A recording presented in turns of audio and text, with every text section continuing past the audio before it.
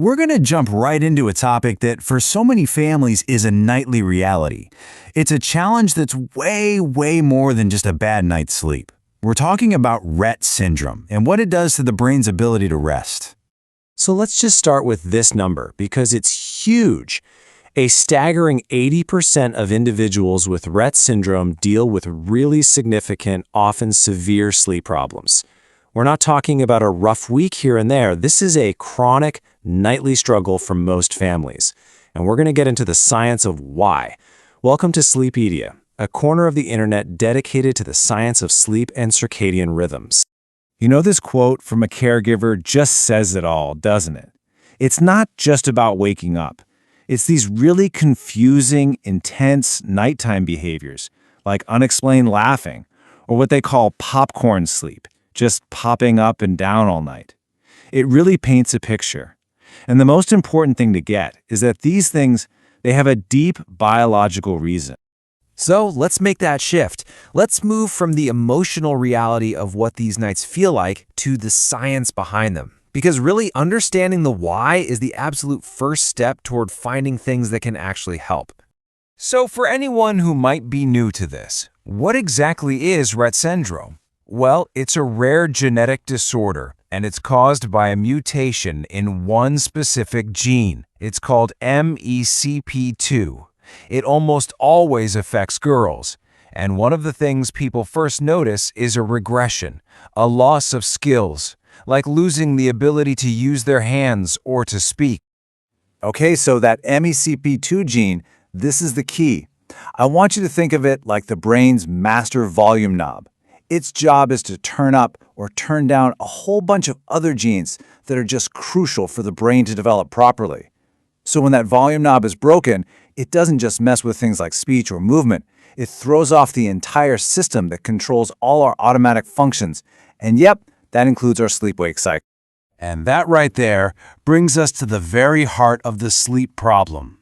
What happens when the brain's own internal timekeeper, its master clock, is broken because of that faulty gene? This comparison just lays it all out. In a neurotypical brain, that master clock, located in a part of the brain called the SCN, it releases hormones on a super predictable schedule. Cortisol in the morning to wake you up, melatonin at night to make you sleepy. But in Rett syndrome, that clock is completely out of sync. Hormones are released erratically, so the brain might literally think it's time to get up and go at 2 o'clock in the morning. And this is what that looks like on the outside.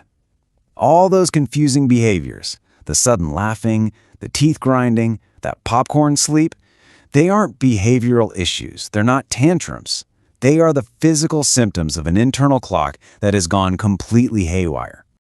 So this is the million-dollar question, right?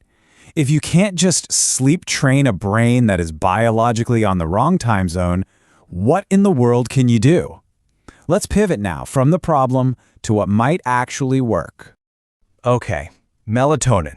It's usually the first thing everyone reaches for.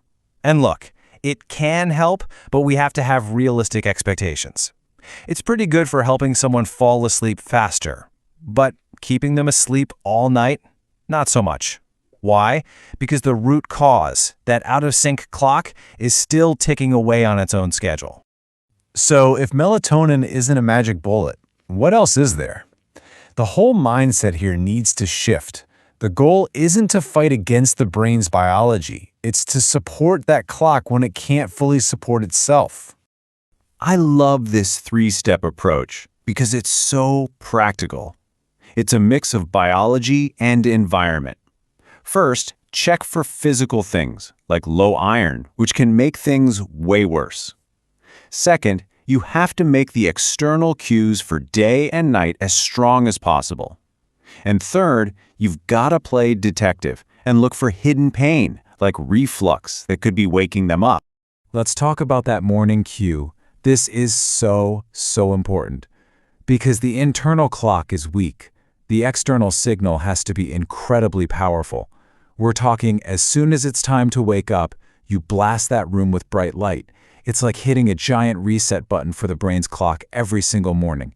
You're screaming at it, hey, this is morning.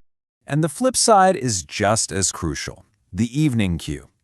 For a brain this sensitive, a total blackout room is absolutely non-negotiable. And I mean total. Even a little sliver of light from under the door or a tiny nightlight can be enough to confuse that fragile system and tell it, nope, not time to sleep yet. Darkness needs to be absolute. So as we wrap up, let's talk about what success even looks like. With Rett syndrome, it's probably not going to be a perfect 8 hours every single night. The real win is shifting the goal away from forcing sleep and towards finding a better rhythm. And honestly, this quote says it all. This is the main takeaway. It's the whole point.